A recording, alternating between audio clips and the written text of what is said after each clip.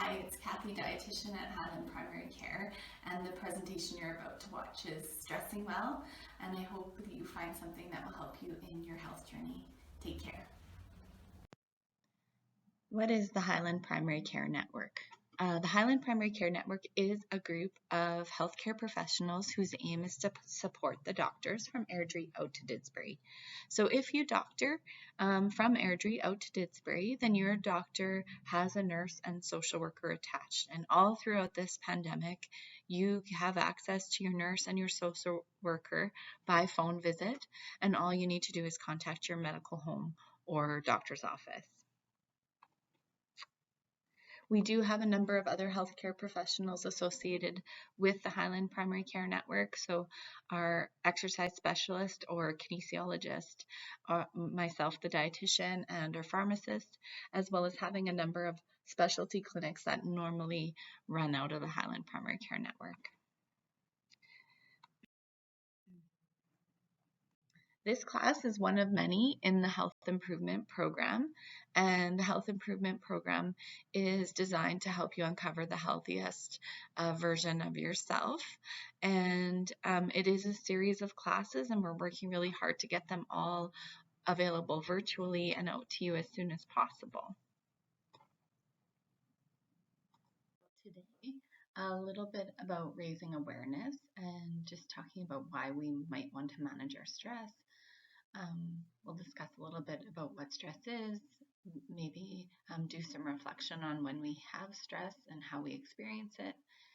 We'll talk about eliminating unnecessary stresses through effective problem solving or setting boundaries. And these could be full classes on their own, so we'll just touch on that briefly.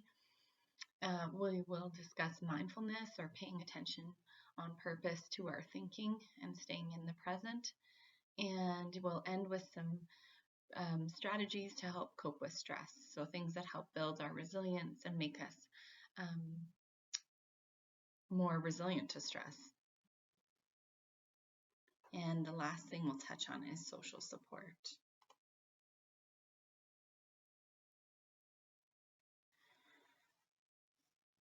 When do you experience stress? So some of those are pretty common things that we'll all have experience with. I haven't had a bear in my tent as of yet, but it's something I do worry about because we do go camping quite a bit.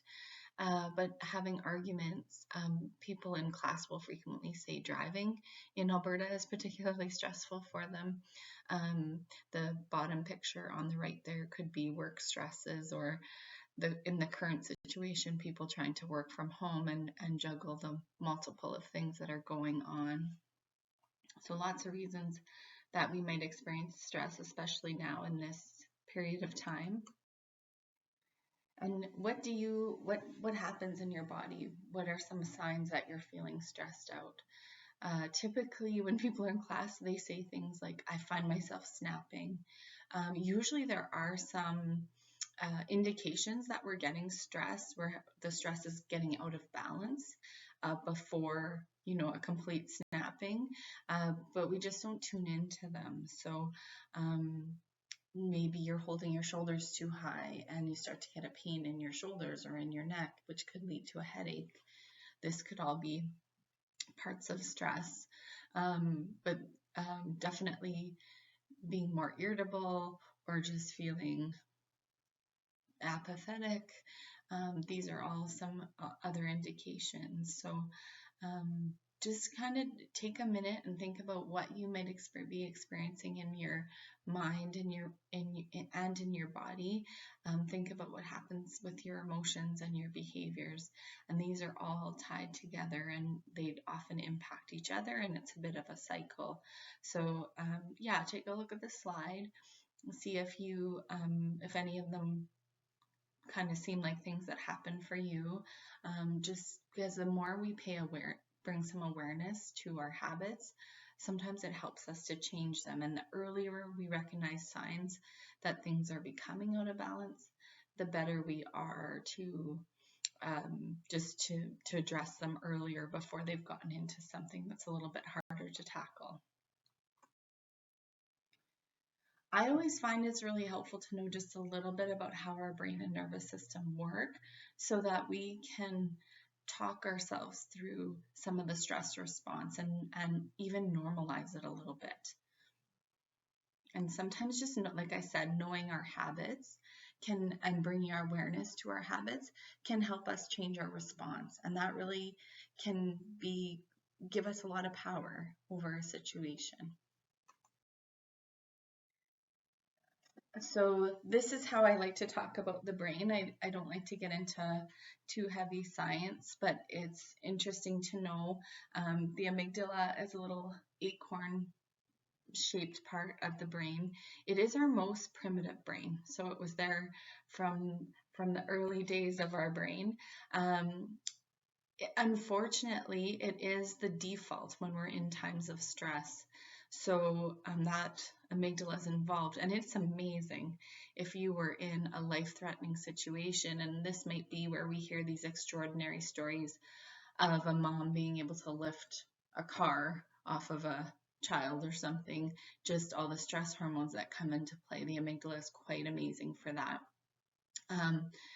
But unfortunately, most of our, fortunately or fortunately, I guess, our stresses are not so much, they're more psychological, and yet this is where our stress response comes from. So I like to call it the guard dog of the brain.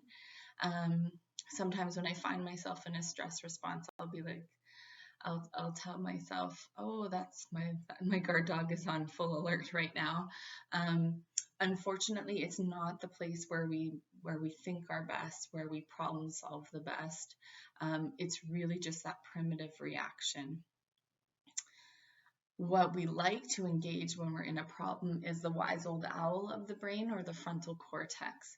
And the cool thing about the human brain is, well, in the last 40 years, we've learned that it's quite malleable. It can change, and it doesn't matter how old you are, the brain can change. And what they've shown is that people engage in some actually fairly simple changes in behaviors, things like meditation or gratitude, just simple strategies that we can actually, on MRI, we can change our brain and use more of this prefrontal cortex. The more we practice using it, the wise old owl, the more it can come into play when we're in a stressful situation. So it can kind of become more of the default. So it can kind of keep the guard dog quiet, for lack of a better term there. Yeah, so two sides of our nervous system. It's not really important that you remember the words sympathetic or parasympathetic, but it's kind of, I think we've all heard those terms: fight, flight, or freeze. So that's when that primitive brain is taking over, and I'll explain that a bit more. And then the other side, the parasympathetic. But what's important to remember there is rest and digest. So when we're on this side of our nervous system, this is where we rest better. This is where we digest our food better. We just tend to think and problem solve a little better on this side of the nervous system.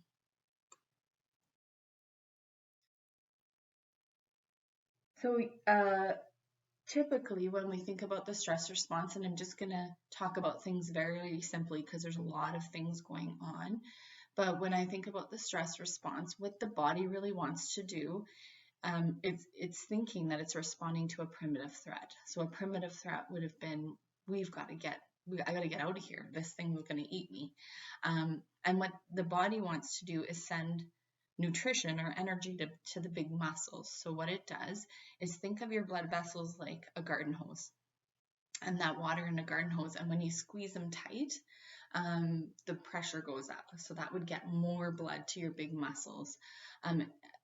And similarly, it wants to mobilize your fuel stores, so it'll flood the body with things like cholesterol and blood sugar to get energy to those big muscles. So if you were in a life-threatening situation and you had to run or you had to fight, you would be at your very best. But as I said, most of our stresses are psychological, and that energy just sits there. And if it happens once, it's probably not going to be any big impact on our health. But if it continues to happen, we know that these things over time can lead to some negative consequences. So yeah, um, narrowing of the blood vessels, like we talked about, squeezing that garden hose, moving the fuel stores to the big muscles. We all have felt that, our heart and breathing speeding up, our muscles tighten. Tunnel vision. So this happens for a couple of reasons. We get very focused on one thing and we can't see the bigger picture. Also, the blood is being pumped away from the brain to the bigger muscles. So again, we're not thinking really well. We're really focused on this one thing that's going on. What we really want to reframe about stress is like stress is not the enemy, although we've seen that when it's out of balance, it does have health consequences. But it's really not the enemy that we've villainized it and we've made it out to be. Really, stress, if we shift it around, we want to look at it as a good thing. It's our body's way of helping us respond to a situation. And we do need some stress in our lives because it's natural and adaptive. And it has a purpose, and its purpose is to help us change and overcome obstacles, that we can rise to challenges that come our way. So, for some examples just of how stress is beneficial, when you think about exercise and getting our heart, pumping a little bit and then recovering, that's a stress to the body and then a recovery. And that's really good and beneficial. We want that. We're essentially, when we're exercising, we're teaching our bodies how to recover from stress. So there's one example. The other example of how it's more of a balance is if we didn't have certain stress hormones that are secreted in the night. So usually about 3 o'clock in the morning, we have a little bit of cortisol that's secreted, and that helps balance out that rest or digest side of the nervous system. And that's what helps us wake up in the morning. So if we didn't have any stress hormones, we wouldn't wake up in the morning. And I think we can all agree that that is something that we like. So we want to sort of shift the way we're thinking about our stress. So not that it's such a negative, but that we want to balance it and we want to keep it balanced. So yeah, and so this is just a little bit more of that same thought. We often think that stress happens to us from the outside, that a situation would stress us out. So that's something we would often say, right? The current COVID situation is stressing us out. But it's actually, stress is actually the body's way of adapting to any change it needs to adapt to. And the body is just reacting with physical, mental, and sometimes it will also have emotional responses. So what happens on the outside, they're actually stressors. But what happens on the inside, the stress is what we actually create. It's our response to it.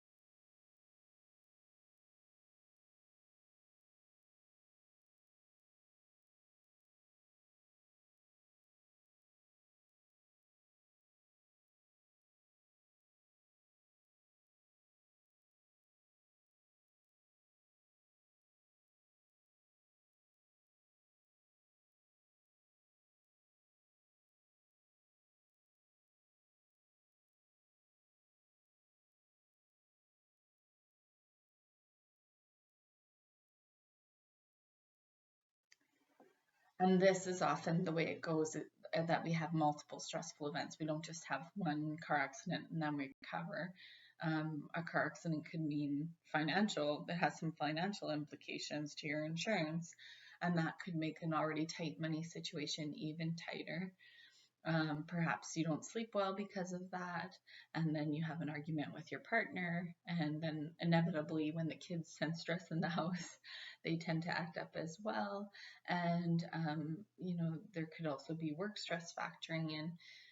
So in this type of situation, the body isn't getting a chance to recover. It's just constantly in this stress response and at an elevated stress level all the time. So we really want to engage some strategies that may help us bring the stress level down back to baseline, just so that we'll be able to deal with all these things a lot better.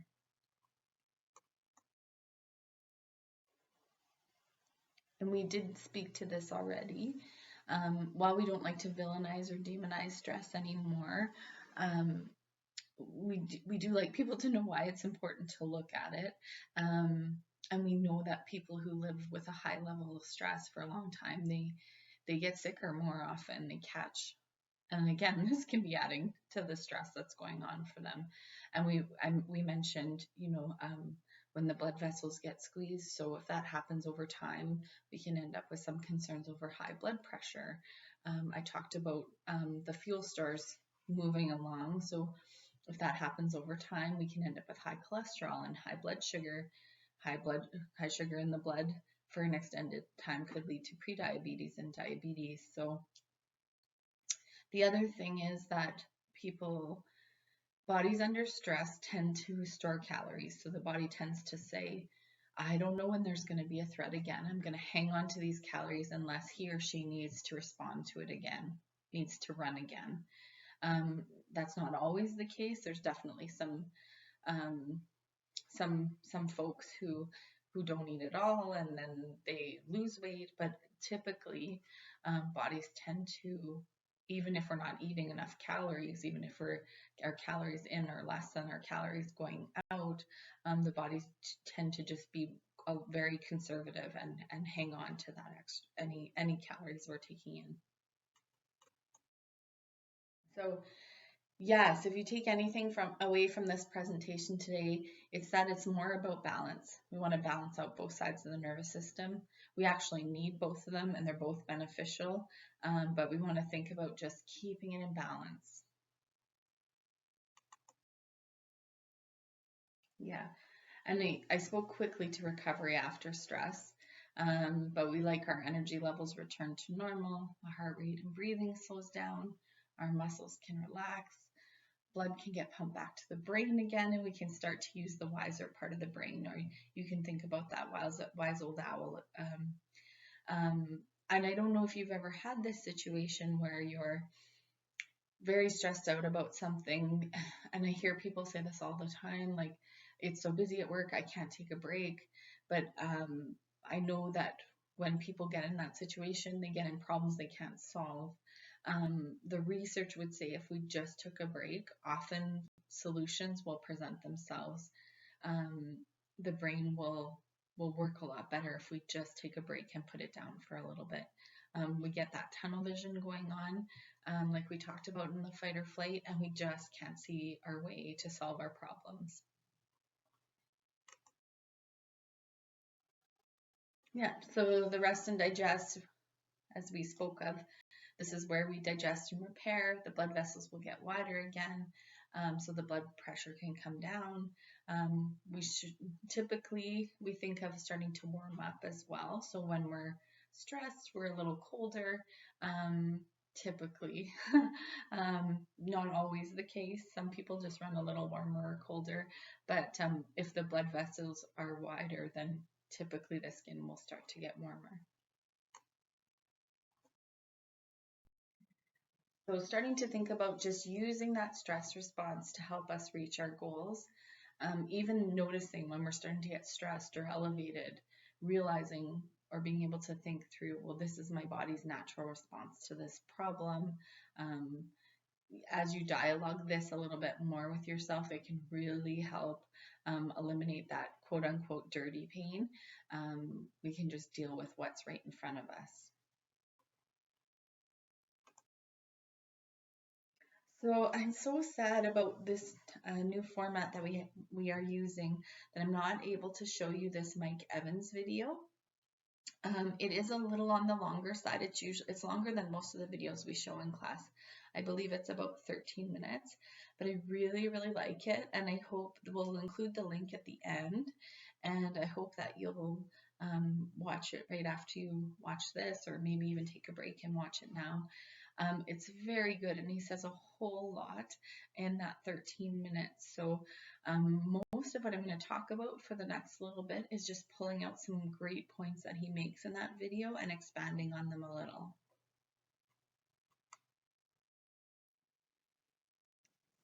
Yeah, reducing the amount of unnecessary stress in our lives. So two things we can do to help just not let the stressors get so high.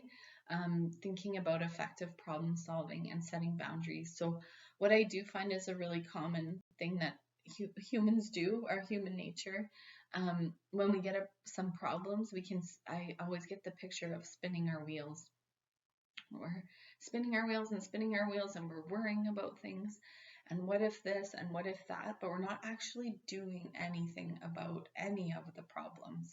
Whereas if we could get calm and write down what problems we have, and maybe there's one thing on the list. So if we have a lot of financial problems, maybe we just need to make an appointment with a social worker who will help us start to think about how to unravel the problem. But because we're so tangled up in it, we never do make that appointment. So if we can sit down and just get clear, and some things are out of our control, like right now especially, there's a lot of things out of our control, but there are some things that we do have effect on. And if we can take action in some areas, then we want to be able to free ourselves up to do that. So that's something we'll talk a little bit more about. Like I said, that could be a whole class on its own. And the other thing is just setting boundaries. And I think this is really important too. So we'll go into that a bit. So problem solving steps, just maybe starting by writing a list. What's causing me stress right now? And maybe it's a big list. And sometimes I like to sort my list in things that I have some effect over and things I don't. Because things I maybe just don't want to think about right now. And then I just want to focus on the things that I have some control over. And then I take that list and I'll look for a few things. What are a few things I can do about it? Usually there's one that teases out of something I can do something right away. There's an appointment I can make, and then I don't need to follow up on that until the appointment time. Or, there might be something small I can do right now today, or maybe I can plan for something small I can do around it. So I pick the thing that I want to try, and then I try it, and there may be it's not always just one step, it may be a couple of steps, but once we've come to the end of that action, just assess, did that work? What's the next thing I have to do if it did? If it didn't work, then maybe we go back to our list and look for the next thing we want to try.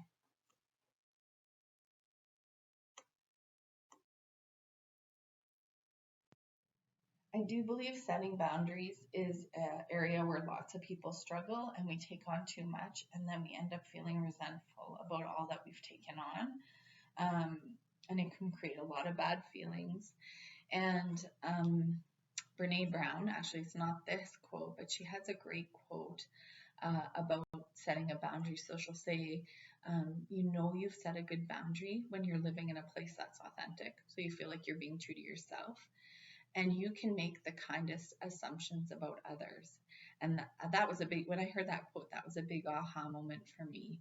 So now I know that I haven't set good boundaries when I feel I'm feeling resentful, or I feel like someone's taking advantage of me.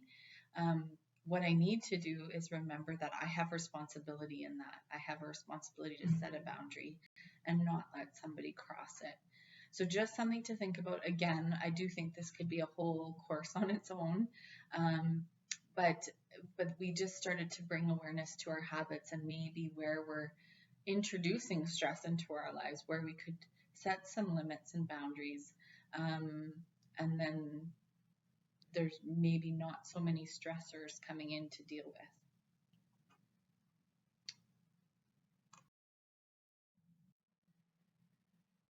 This is a quote in the Mike Evans video. So between the stimulus, the thing that happens, and your response, there is a space. And in that space, if we can make even a little space, we have the power of choice. So we have the power to react in possibly ways we've reacted in the past that didn't work out very well for us, or we can choose something new, or we can just take a pause and distract ourselves and maybe come back to it when we might be a little bit more, have a little bit more perspective and a little bit better way of dealing with things.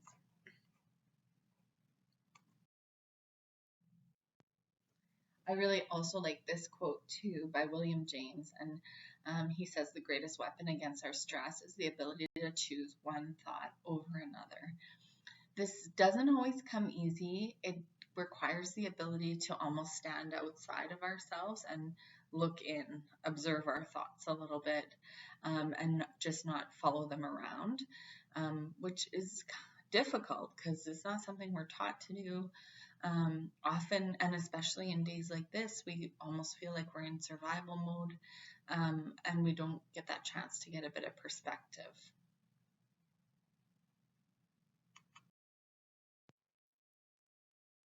I do hear people talking a lot about the cognitive behavioral model, and it's a bit of a mouthful. Sometimes people also say CBT. So my easy definition of what that means is just how we can have a thought without having a feeling about it. They're tied together, they're connected together. And then those thoughts and feelings drive our behaviors or how we act in the world. And so if we look at any one piece of those things, if we looked at our thoughts or feelings or behaviors, and we are able to change, then we can change that cycle of the whole, we can change all three of those things actually.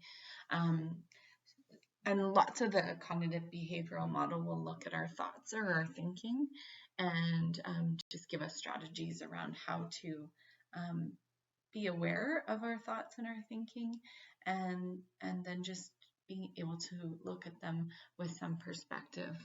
And perhaps, a thought is just a thought, and a thought can be changed. And this is just another way of saying the same thing in a different way. So very often people think that the event happens and then your response, so A equals C. But Dr. Mike Evans talks about it in the video, but there is a B. The B is filtering that triggering event through your brain, and then you have the ability to pause and have a different outcome. So A doesn't always equal C. Maybe there's another solution that can come out of that problem. So if we can change our thinking, we can make a big impact in our life, actually. And that's a really good segue into bringing awareness to our thoughts or our thinking. You could also call this mindfulness, and I hear people talking about mindfulness more. I think it brings a lot of different connotations to mind. People they think a lot of different things when they hear it. So it's important to know that it doesn't have to look any one way, but bringing awareness to our thoughts can have challenges. I think the more we are tied to it being a certain way or trying to control things, this might make it even more challenging. I like to consider bringing awareness to my thoughts as being a practice, in that I'm practicing at it, I'm still getting better at it. Some days it goes better than others. But yeah, for most of us, you may want to have a toolbox full of techniques and things that might work, and some might work better in some situations. And in some situations, you may need to use a few different tools and techniques and kind of layer them in. But there's no right or wrong way to do this. There's lots of guides or manuals out there that say how we, quote unquote, should do it. Really, you just need to find a way that works for you to bring awareness to your own thoughts and thinking. There's no right or wrong way to do this if it works for you. Yeah, the easiest definition of mindfulness is just paying attention on purpose. I like this little graphic of, your mind being all full and cluttered, or being mindful, being able to take in what's right in front of us. The idea behind mindfulness is, unfortunately, the human mind does two things. It tends to be in the past, and if that brings you happy memories and things that make you smile, then that's totally okay. That's wonderful. But what people tend to do with the past is they want to try to rewrite it. They have regrets about things. They wonder, why did this happen? Why did I do this? I should have done that. This person shouldn't have done this. And they're trying to pick things apart and make them different. We know we're just making that all up. We can't go back and change the past. But it really can cause that dirty pain for bringing back to a word we talked about before. And what we really and when we're stuck in the past, what we're really doing is creating lots of sadness, and sometimes it can even make us prone to depression. And then the other thing the human mind does quite commonly is puts us in the future. And then the unfortunate consequences, the mind tends to draw the worst possible outcome from our certain circumstances. And then that gives us a lot to try to think about. And oh my gosh, what if this happens? And what if I lose my job? And then what if I lose the house? And a lot of these things, they're very remote possibilities, but they're not probable of happening. So we want to just be careful and try to have our mind in the present. So like the little one in this graphic, her mind is focused on the beauty that's in front of us. And that's what can happen when we're tangled up into the past or into the future. We can miss all the beautiful moments that are right in front of us. And the other thing I like to say, and especially in these times where we could be facing losing our job, it could be more possible than it has been in other times. We just want to draw on our resiliency and our strength to get through hard times. And a quote that I always like to use in that case is by John Kabat-Zinn, and he says, your track record of getting through tough times is 100% so far, so I really like your odds. I think we often underestimate how strong we are and how resilient when we need to be. So the bigger definition of mindfulness, I won't spend too long on all of these things because I already talked about being in the moment and paying attention. The last three, though, are pieces I like to bring your mind to, bring your awareness to, because they're so often overlooked. So that's the non-judgment piece, letting go and acceptance. We talked a little bit about acceptance because I do think often we create so much angst or bad feelings inside ourselves when we want situations to be other than what they are. And really, there's not a lot of point in that. It's not really serving us to think in this way. We can spend a lot of time and waste a lot of energy wanting things to be different. But as soon as we start to accept that they are the way they are, it helps us to get some perspective. Maybe we can make a change to the way we're approaching the situation. Maybe we can frame it differently. So just something to notice. Are you creating a lot of tangle up in your mind because you're not accepting things as they actually are? And is there a place to just, that these are where these sayings, it is where what it is comes in, that kind of idea. Yeah, and then the other two there, the non-judgment and the letting go, I find we're our own worst critics, and we can be very judgmental of ourselves as we wouldn't be to our friends or to our family, to our mothers. So it's something just to, especially when people are starting to do some kind of mindfulness practice, we tend to be very judgy. We also tend to use our all or nothing thinking. So I've heard so many people say, oh, I just can't do it. My brain won't settle. All of our brains are very busy and they don't necessarily settle, and that maybe shouldn't be the goal. That might be why people are getting sidetracked. Really, the idea is just to notice what's going on there and not to judge it and not to say, oh, I can't do this. It's just to notice what happens, and can we gently guide our mind onto thoughts that we would like to choose better. And maybe we can't do it all the time, but can we do it sometimes? And maybe we do choose a new thought, and our brain's right back thinking that same old thought. We do know that that happens. The brain actually there's some ruts worn in the brain, but we know if we keep practicing that we can change that, and we can make a new pathway that may serve us a lot better. So just those extra points around mindfulness, I think, are really important to highlight. So something I always like to say is the outside world is out of my control, but the way I respond to it is in my control. And I almost like to picture like an internal sea, and it's my job to keep that calm, so that I can respond to the outside world better. Know that our thinking is powerful, and we believe it because that's what we think. But a lot of it, like we talked about, being in the past or being in the future, we're just making it up. They're just like film strips. So if we can not pay so much attention to some of the illusions or things that we're making up, it might free us up to solve a problem or be a little bit more proactive with things. And with time and practice, and I can't really emphasize that enough, it's not going to come overnight, but with time and practice, we can notice our thinking, and we can also choose which thoughts we're going to pay attention to and which we're going to let go. This link, the empty boat video, will also attach, but I'll share the story with you really quickly here because it's one of my favorites, and it just is a nice little story which illustrates the points we were just talking about. So the empty boat's a story about a monk, and he just decided he needed peace and quiet to do his meditation. So he wanted to take himself out in his boat, and he goes to the middle of the lake where he can't see can't see the sight of anybody, and he can't hear anybody. He isn't going to come in contact with anyone, and he closes his eyes off and he begins to meditate.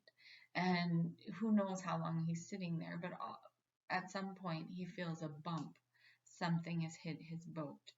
Before he even opens his eyes, he feels a lot of anger rise up inside of him. And then he opens his eyes and he sees that he has been hit by an empty boat. So the empty boat got untethered from the shore and then has run into him. And then he realizes in that moment that the anger was actually not outside him, but actually inside of him. And it just took that bump from outside to bring it out. So what we fill ourselves up with is what we tend to give out. So if we're filled up with anger, that will tend to come out. If we fill ourselves up with other things like kindness, that will tend to come out. So just something to think about. You can definitely watch the story. The link's going to be included at the end of this video. And again, just a different way to say the same things. You do have a choice which thoughts you want to follow and pay more attention to, and those that you can let go. I've always liked this metaphor by John Kabat-Zinn. I mentioned his name before. And if you're wondering who he kind of is credited with bringing mindfulness techniques to the Western world or mainstream world. And he started doing this in about the 1970s, and he's at the University of Massachusetts, and he's done lots of very good scientific studies on the power of mindfulness on stress reduction and chronic pain. So really interesting work, really interesting guy.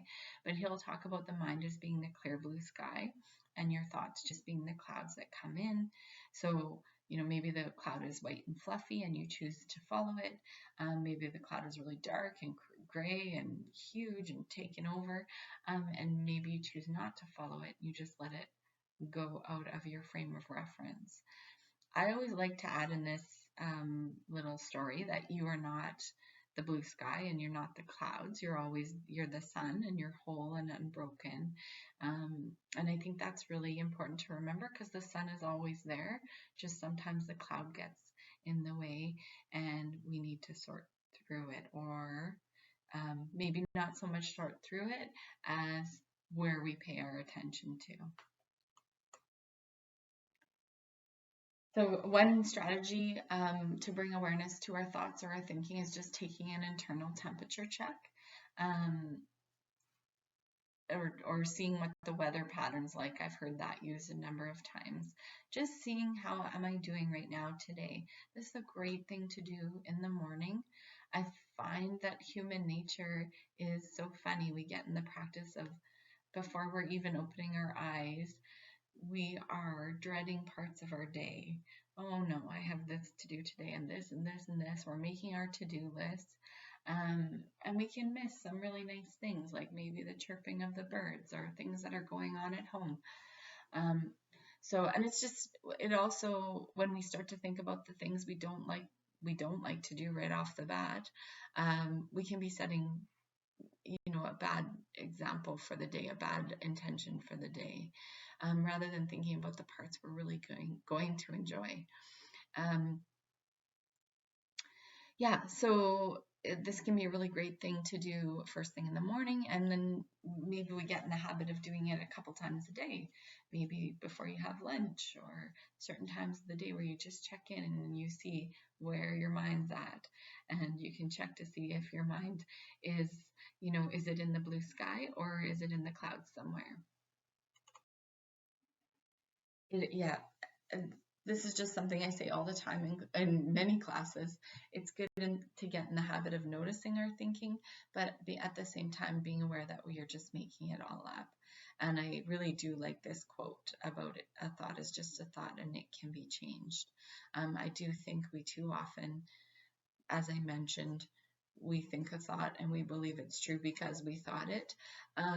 But really, we are just making it all up. So we can change those thoughts, and especially the ones we notice are not helping us when we say mean things about ourselves or even mean things about other people. They're really not helping us move ahead. So maybe we can direct our minds to a different thought that might be more helpful for us with time and practice. These are just some examples of thinking errors. I don't like to spend too terribly much time on it. What I like doing this for in class is because people really relate to almost all of these. Most people can relate to worry thinking, or all or nothing thinking. So either I'm all in, I'm going to the gym, I'm going to go 4 days a week for an hour at a time, or uh, I'm all out, I'm done. This is too hard for me. A negative filter would be, you know, just 4 people said you did great at something and no one person didn't say anything, and then you think you didn't do well. These can be really common things that we do. Catastrophizing is really common, and especially when there's a stressful event like right now, catastrophizing can be a really common response. So just, I'm going to lose the house, and what do I do? And we'll be homeless, and the worst possible scenario. And it isn't likely to happen. So we don't want to blow things to a proportion. We want to take things in stride, face each challenge as it comes up, and not try to create extra ones for ourselves. The other one, as it pertains to health behaviors, are these dreaded should statements, and I was calling it hitting yourself with the should stick. We just want to be really careful about, because should kind of feels like a finger waving at you, and somebody scolding you to change your behavior, and again isn't particularly helpful and doesn't make us feel motivated or to move forward.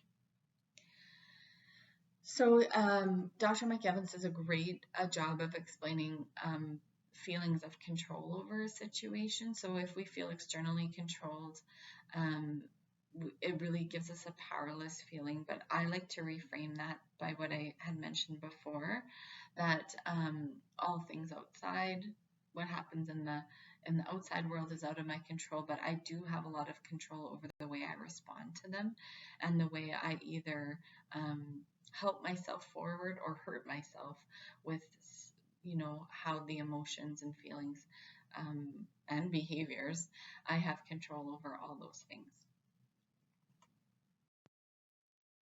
I did mention worry thinking, but I think out of all the thinking errors that we have, worry thinking is probably the one we do most often, and it actually can quite often lead to some of the other ones. So it's a good one just to pull out and talk about a little bit more. Sometimes worry thinking can become a habit and a bit of a cycle. So worried, a lot of times people will talk about worried thinking. They're so tired and they get into bed, and this is when the worried thinking starts, and it keeps them up at night. They're not sleeping good. Then we're not facing the day with as much energy as we normally would, and it can go in bad cycles where it just seems to get bigger. The problems seem to get bigger and bigger instead of us being able to manage them. So I actually really like this little saying, worry is like a rocking chair. It keeps you busy, but it doesn't get you anywhere. It can be really helpful just to break that cycle of worried thinking.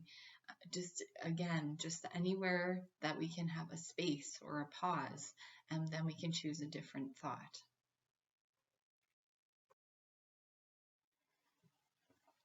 So we do have some strategies for worried thinking. The picture of the worry dolls is actually one strategy that I've seen with kids. And so worry dolls come in all different shapes and sizes, but they usually come with a little bag to put them in. And the idea is you tell all your worries to the doll, and then you put her in her sleeping bag so you can put them away for the night. And in all honesty, the strategies for adults are not that much different. So challenging your worried thinking is either you write it down or you say it out loud. Just what's the worst that can happen? And sometimes just really having it said out loud, you realize it's possible that those things might happen, but it's not probable.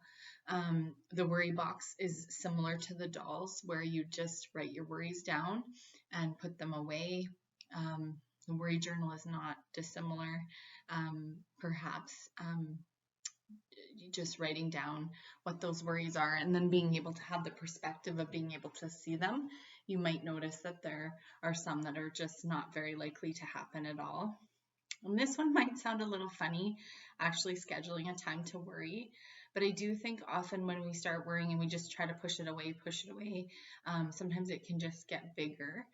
So scheduling a time to worry can just be a place to contain your worries. So usually what we'd recommend to people, especially when they're first trying it, is not to do it before bed, and usually try to do it before an activity that has some time frame that you're going to stick to. So say you had a certain show that was coming on at 6 o'clock, you might say at 5:30 or 5:40, I'm going to do my scheduled time to worry.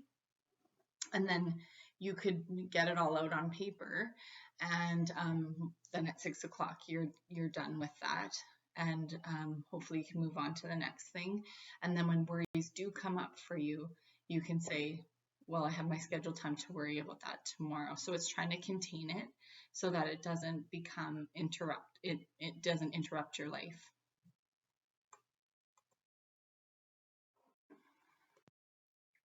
And I apologize, I skipped ahead a little bit here. So I often get that picture in my mind when I'm tangling with a problem. I often will get the picture of a tangled ball of yarn, and the more I pull at it and pull at it and pull at it, I'm just making it tighter and tighter. So that's another one of the ideas behind scheduling a time to worry, is just I can put it down for a little while. Sometimes, interestingly enough, solutions will present themselves. So when my mind is clear, but if I get my mind too tangled up in that ball of yarn, the strategies just don't come. The ideas just don't come. I run out of places to go with it. So that's the idea behind just putting it down for a little while, and scheduling a time, but a contained time to think about your worries.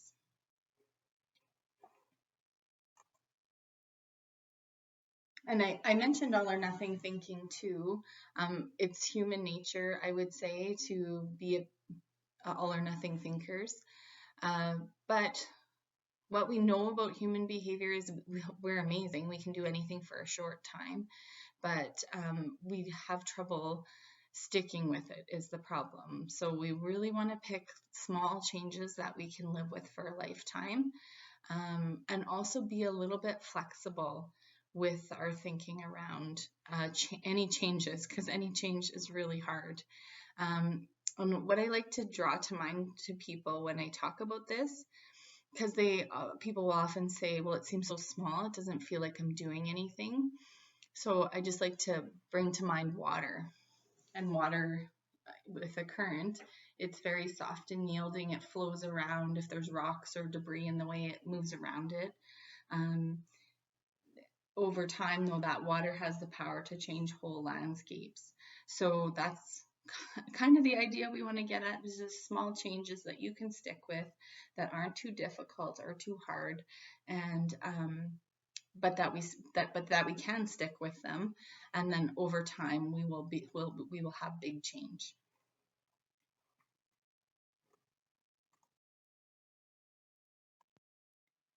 The general strategies for thinking errors, these work for all the thinking errors. They're really just giving you a time to step back and take a look at what's going on with your thinking, bring your awareness to it, and again, that little bit of pause in order to make a different choice.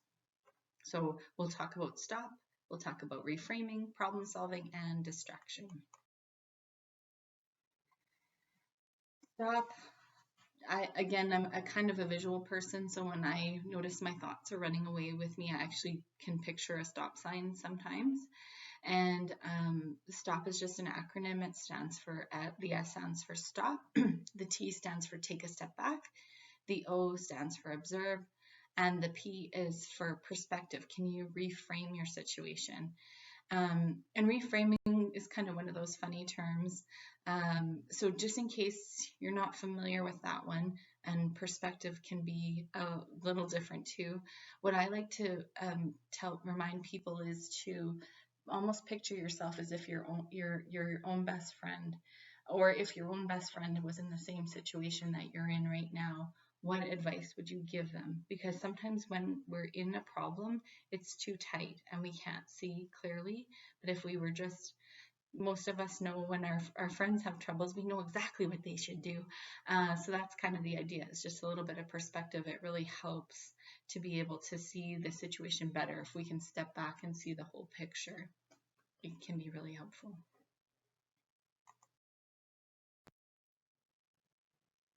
Reframing, again, one of those kind of funny terms. We use it quite often.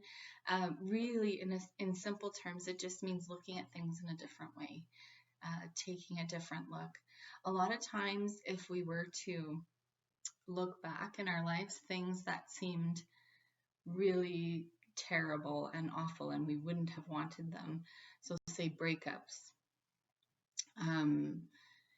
They seem really terrible at the time, but as we look back, we can see that situation that was really terrible at the time led me to this other situation, or losing a job that I really liked at the time, but maybe that led me to move somewhere or do something else. So that's the idea behind reframing, when we try to use it forward as well. So if something happens to you that you don't particularly feel happy about, maybe there's a reason why. Maybe there's something else coming for you. Maybe, every lost opportunity is a new beginning.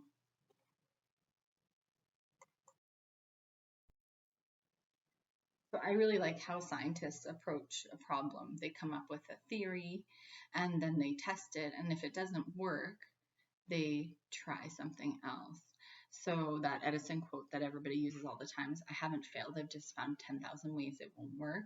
So just the same with us. If we have something happen and it goes not exactly the way we wanted it, we've just learned a way it doesn't work. So that's a reframing strategy.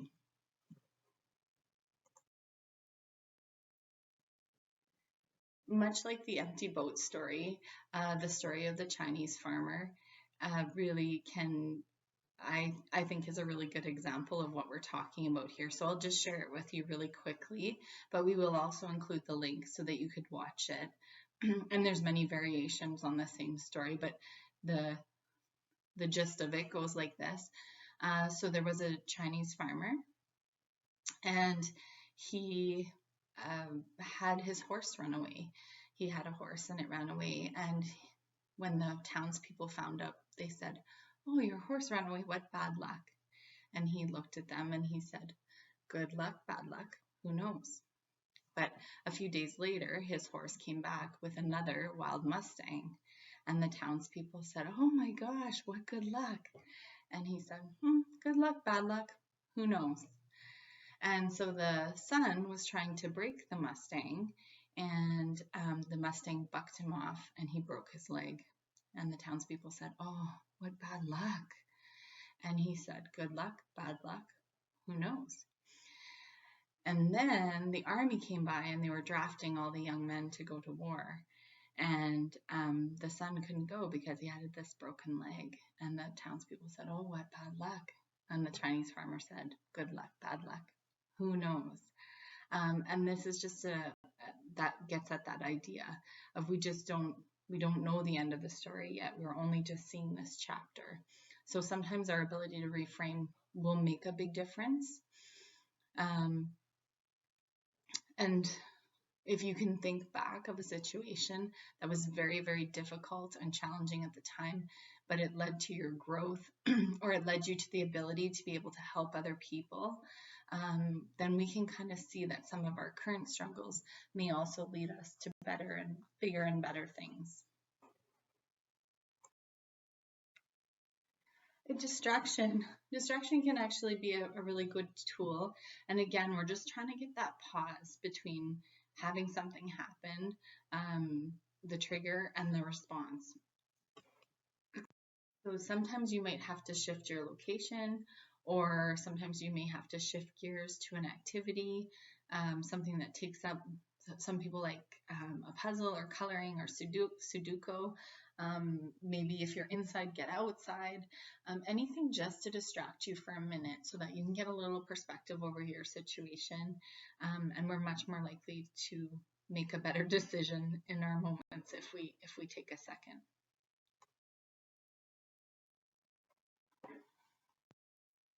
Grounding is a nice, easy strategy that you can do almost anywhere. It can be really helpful just to bring you back to the present. And really, this is a 5, 4, 3, 2, 1 grounding, but you can make it your own, make it meaningful to you. You can change it. If you don't remember what the 5, 4, 3, 2, 1 stands for, just do the pieces of it that you remember or that you like the best. It'll still be beneficial. There's nothing magic about this particular configuration. So the idea of 5, 4, 3, 2, 1 grounding, though, is that you look around you for 5 things that you can see. Take a look around and just notice. And sometimes if you can notice a little beyond what's immediately close to you, that can be helpful as well. And then move on to 4 things that you can touch. And that may be, you're sitting in a chair, you're touching the chair, the way the clothes are touching your body. If you're outside, maybe it's the way the wind touches your face. And then you move on to 3 things that you can hear. So, and again, it's interesting to just let your ears go out a little farther and see if you can hear noises that are not right immediately evident. And maybe you'll notice something you didn't notice before. Any smells that are around. So maybe if you're inside, maybe you just made coffee. Maybe there's some of that lingering around. Or if you're outside, maybe you're smelling some of the smells of spring. All the things that might be happening out there. And the last one is one thing that you taste. So perhaps you just brushed your teeth and you still have toothpaste, the taste of that lingering around. So that's the idea behind 5, 4, 3, 2, 1. It can just bring you to the present moment, which can help bottleneck the thoughts that are happening and calm them down a little bit so that you can, again, have a pause, have some perspective, and be able to make a different decision.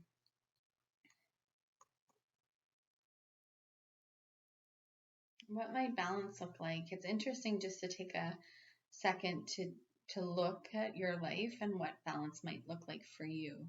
So it may be able to notice um, where your thoughts are and what you're thinking, noticing that sometimes every thought that comes into your head isn't true or real. So we have some control over which thoughts to follow and which ones that we are going to let go. It also may be directing our thinking. So really being proactive around that and setting good intentions for the day. So instead of starting out the day by thinking about the things we don't want to do, we will set good intentions for the things we do want to do and focus on that more. Resilience is just our ability. I like this definition of bouncing back. The idea that we can rise up to our challenges. We can cope with all the ups and downs of life. And often we underestimate our own strength and resilience. But yeah, resilience, like the little drawing here, resilience can be like our shield against all the challenges and adversity that we come up against. So building our resilience, there's some strategies that we can do every day that make us more resilient to stress. So even though we may have the same amount of stressors, we just find that our internal stress response is much more balanced and coping with things a lot better. So there's lots and lots of ways to build our own resistance. Probably the simplest one is not talking to ourselves so negatively and just being kinder ourselves. But also thinking about when things do happen, having the thought, what do I need to do to take care of myself? What would help me right now to approach this in a positive way? And this, a lot of times when we ask people, like, what's a good self-care strategy? The bubble bath comes up, but it doesn't, that could be one potential self-care strategy, but there are so many. And sometimes people get so out of balance that they don't do the basic needs, right? We don't feed ourselves well. We don't keep our feet moving. We just don't do the basics that we know will make us feel our best. So it's just about taking the time to really think about and bring our awareness to what we need to take care of ourselves. So it's just like they say on the airplane, don your own air mask before you try to save everybody else. Because if you try to take care of everybody else first, you're all going to end up passed out on the seat. So this is the idea here, is that we need to take a second and see what we need in this situation and be able to take care of ourselves. And self-care is not selfish. And I like this quote that you can't pour from an empty cup. So we need to fill ourselves up and serve from the overflow.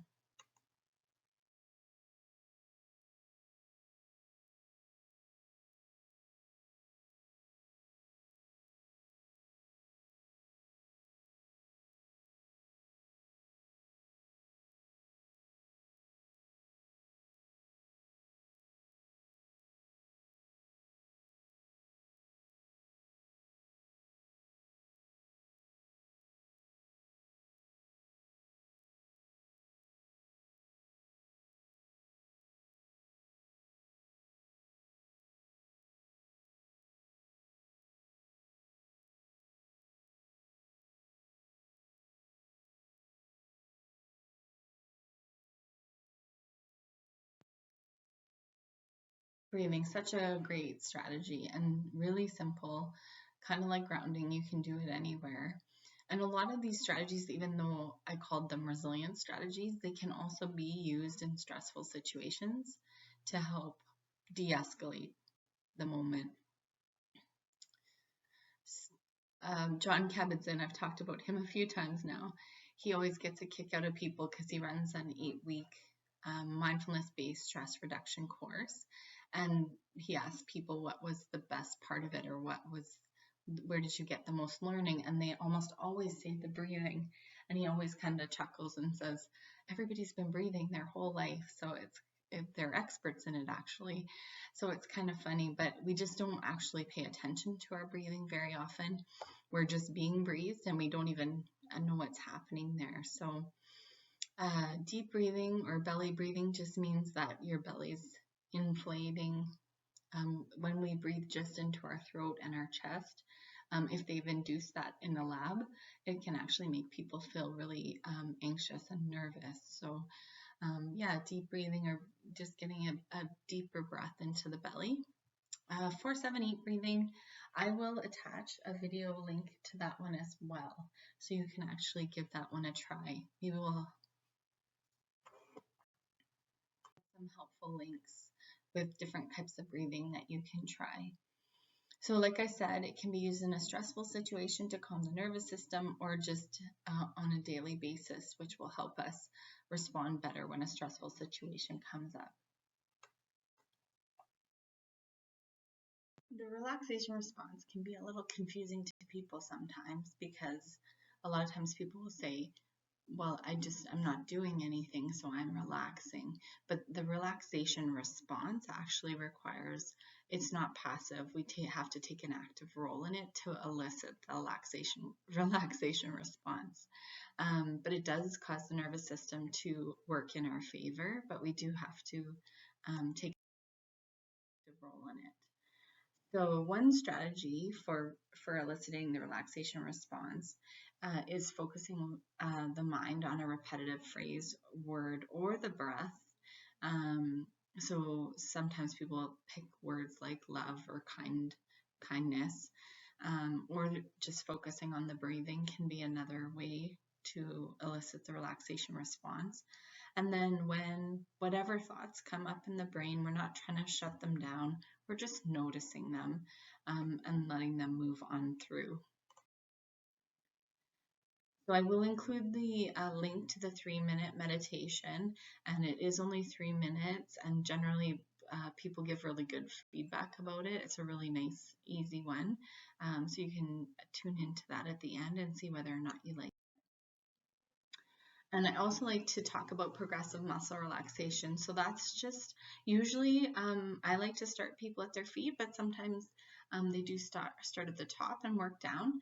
But it's just going through the body and systematically tensing and releasing muscles as you go. So that can be another good strategy. And if you Google it, you probably will find lots of videos on it. So it's just about finding a voice that you like and a time frame, because I've seen them anywhere from about 10 minutes to quite long. So once you get the knack of the tensing and releasing, you probably can do it without any guide at all. But at the beginning, it's nice to have that for sure. Sleep. Can't say enough good things about how much sleep helps when we're under stress. And I do, even in saying this, I recognize that sometimes people are doing all the right things and they just can't sleep. But at other times, sometimes we're falling into bad habits and staying up late and then sleeping in, and a lot of poor habits that come along when we're feeling stressed. So it's good just to take a look at our sleep habits, and is there anything that we can tweak. Really good to set a fairly consistent going to bed and waking time. Yeah, create a comfortable sleep environment. So your room should be comfortable, fairly clean, and give you that feeling of security when you walk into it. It's nice. Think about how we nurture kids before bed. We usually have some kind of routine. That's good for us as well. Be really cautious about our screens before bed, maybe shutting them off. If you watch your screens right up till bedtime, then maybe turning them off, 15, 30 minutes before bed would be a big improvement. The research says we should have them off 2 hours before bed, so that's a big jump. So just try a little step. And also a caution about alcohol.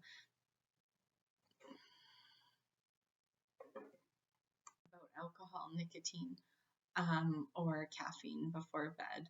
They are all known to disrupt the sleep cycle, so be very cautious with those. Activity, of course, one of the best things we can do for stress. We talked right off the top about it being kind of a practice for recovery from stress. So regular activity, and it doesn't have to be anything fancy. It's just something that moves the body.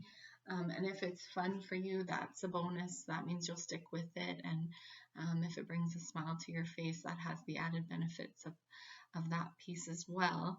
So anything is as long as we're moving. So things like walking and hiking. But if you like mind body activities like yoga and Tai Chi, those are also had the added benefit of having a mindfulness component to them. We are getting into gardening season, so gardening or yard work, just anything to move. Or fun things like dancing and Zumba, and you can just close the curtains and dance around your house if you like. It's a funny slide. And going outside, and even if we're not moving, just being outside can be a big stress eraser. So, and in these times, really important just to get out of the house. We can keep our distance, but just to be outside, really nice. And that brings us to fueling and nourishing your body. So just some general guidelines, trying to eat something within 2 hours of waking and not going more than 4 hours at any given time without eating. Keep it very simple. Just think about the foods that make you feel your best, and it doesn't have to be complicated. I mentioned self-talk.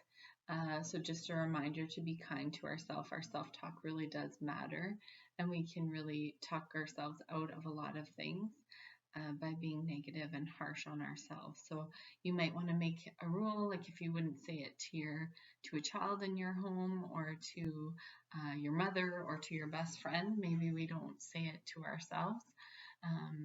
Yeah, it's kind of good practice.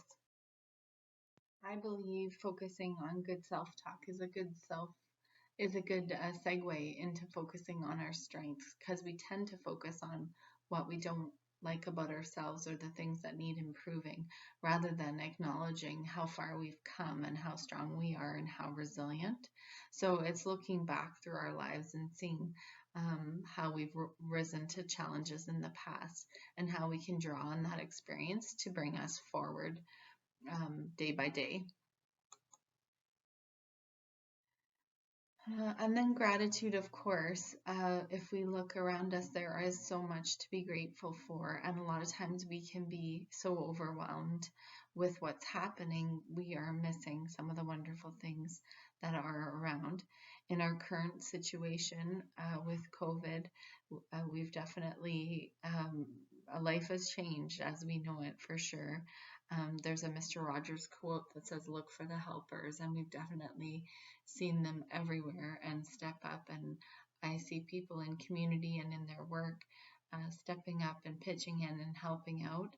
And it's a beautiful thing to witness at this time when everybody is in a stressful situation. So there are lots of things to be grateful for, and sometimes we have to look a little harder than others to find them. But it's a good practice to focus our mind on what we're grateful for rather than what we're enduring at this time. And if we focus our mind in that way, I find we magnify the things we are grateful for, and just by setting our awareness to them and noticing them.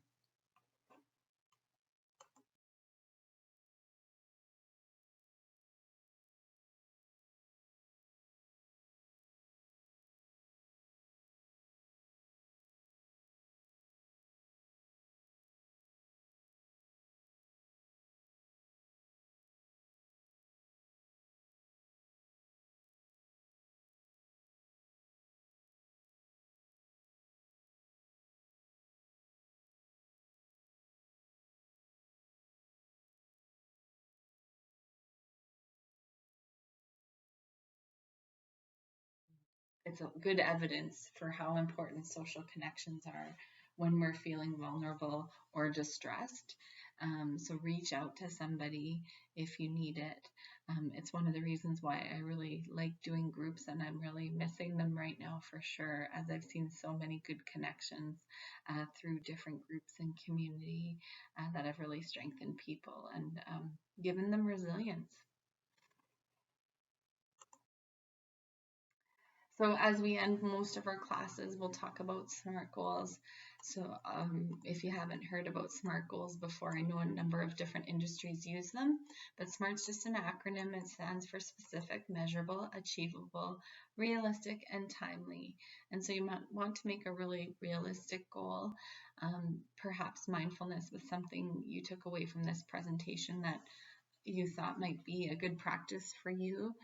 An example might be Monday, Wednesday, and Friday, 3 times a week at 6:30 a.m. As soon as I get up, I will take 3 minutes before I even get out of bed and listen to the 3-minute body scan. That can be really a powerful practice. And then maybe in a month's time or 3 weeks' time, I'll see how that's working for me. Am I following through? Am I not? Do I need to adjust it a little? Again, it's not to beat ourselves up, just to keep us on track a little bit and keep us accountable. And that brings us to the end of this presentation. I really thank you for joining me. I'm Kathy, the dietitian at Highland, and I really hope that you got something, a little tidbit or something that will help you on your health journey. Take good care. Bye-bye.